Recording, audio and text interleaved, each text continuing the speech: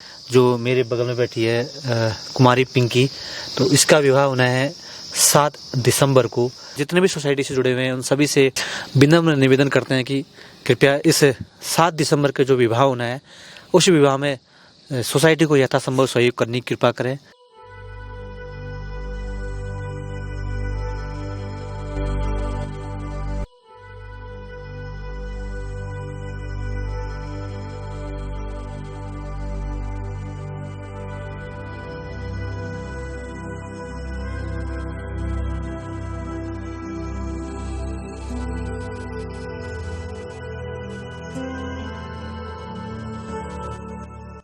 नमस्कार, मैं कमल किशोर सज्जन लाल memorial society में आपका हार्दिक स्वागत करता हूं। वह सोसाइटी को सदैव सहयोग के लिए आप सभी का हृदय से धन्यवाद करता हूं। आज हम लोग जहां पर अभी हम आए हैं, जिस क्षेत्र में आए हैं, इस जगह का नाम क्या हुआ सर? मल्ली गोल जमनकोट थल के पास एक ऊपर टॉप में गांव पड़ता है। यहाँ हम लोग पैदल चल के आए। इस गांव में आने का मुख्य उद्देश्य था कि हमारे इनके द्वारा जानकारी मिली कि हमें कि बेटे की शादी है और उसके विवाह के लिए यथासंभव मदद करने की कृपा करें, इन्होंने हमसे बोला था।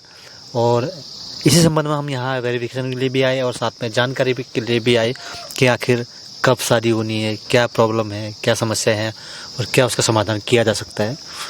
तो हमें यहाँ पर जानकारी मिली कि जो मेरे बगल में बैठी है कुमारी पिंकी, तो इसका विवाह होना है 7 दिसंबर को। आने वाले लगभग 20-22 दिन बाद इनका विवाह होना है। और इनकी माता जी यहाँ पर हैं श्रीमती निर्मला जी, और इन्हीं की छोटी सिस्टर है कुमारी निकिता। अभी कितने पढ़ रहे हो बेटा आप? तो ये इनके पिताजी हैं श्रीमान गणेश जी।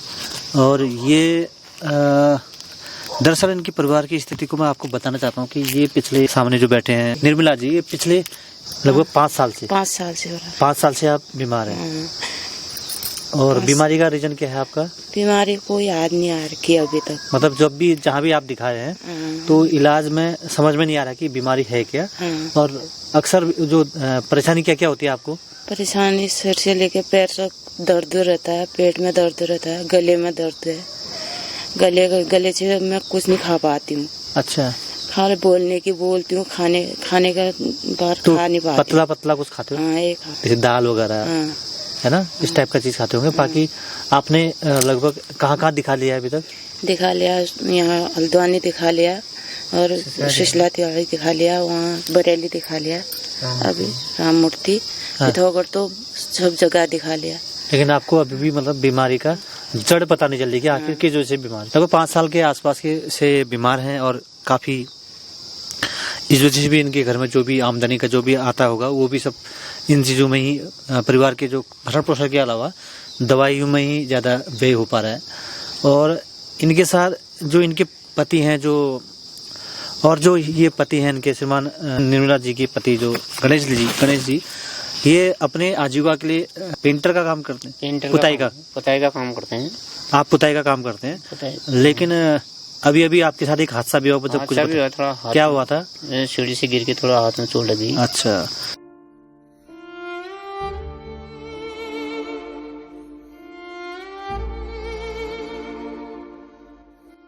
तो अभी हम लोग आपको बता रहे हैं, लड़की इमोशनल है।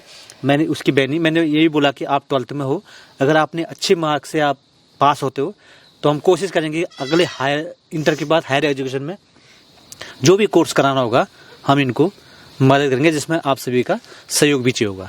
अब रही बात, अभी वर्तमान में इनके पिताजी को अचानक से हाथ में चोट आई, कहीं पुताई कर रहे थे, तो ये बाएं हाथ में बहुत जबरदस्त जो भी रहा होगा, इनका स्क्रैच रहा होगा, तो वहाँ से भी इनकी जो आजीविका की जरूरत थी वो भी अचानक से अभी रुक गए।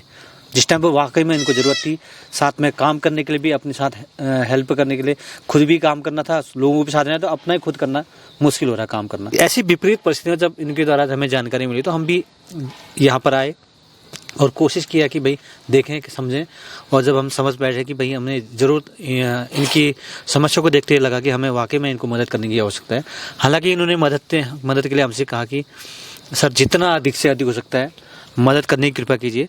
हमने यहाँ पर कहा कि लगभग आपको हम लोग कोशिश करेंगे कि 30,000, अगर उससे ऊपर जितना भी अगर ये लग पाए, हमें लगेगा कि हमें यहाँ पर हम दे सकते हैं या आप लोगों के माध्यम से मिल पाया तो हम जरूर यहाँ पर हम मदद देंगे।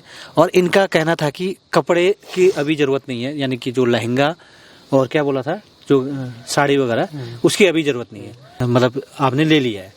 और बाकी जो भी सामग्री जैसे राशन पानी है, शादी के दिन जो खर्चा होना है खाना पकाने में, या सामग्री के रूप में राशन या फिर आप राशि, जो भी दो में से जो उचित है वो आप देंगे तो ज़रूर हम लोग कोशिश करेंगे इनके घर तक पहुंचाने का और इनको मदद देने का। तो आप सभी से निवेदन है कि कृपया सोसाइटी की इस नेक पहल में, जिसमें किसी गरीब बेटी की विवाह एक घर में अच्छे से संपन्न हो सके और घर की डोली से विदा हो सके, उस विवाह एक नेक कन्यादान के लिए आप सभी मदद करें। और ये बहुत बड़ा पुण्य का कार्य है, क्योंकि आप समझ सकते हैं कि एक व्यक्ति किसी दूसरे व्यक्ति के दूसरे परिवार में जाके उस घर को बसाना होता है। तो कहीं ना कहीं हर कोई परिवार अपने बेटी को विवाह करने के बाद किसी और अन्य जगह उस परिवार को संभालने के लिए एक बेटी को भेजता है। तो ये एक बड़ा महान कार्य है। इस महान कार्य में आप सभी से हाथ जोड़ के निवेदन है, कृपया यथासंभव मदद कीजिए। जितने भी सोसाइटी से जुड़े हुए हैं उन सभी से विनम्र निवेदन करते हैं कि कृपया इस 7 दिसंबर के जो विवाह होना है उस विवाह में सोसाइटी को यथासंभव सहयोग करने की कृपा करें, ताकि बेटी का जो हमारे सामने बैठी है कुमारी पिंकी, इसका विवाह होना है अच्छे से हो सके और घर वालों को एक जो लोड पड़ता है परिवार में विवाह के समय। अक्सर आप देखेंगे कि गांव में जब भी जो पुअर फैमिली है, जहां तक हम नहीं पहुंच पा रहे हैं, वो विवाह तो वो भी कर रहे हैं बेटियों के, लेकिन वो लोग किस प्रकार से कर रहे हैं वो भी बताना चाहता हूँ।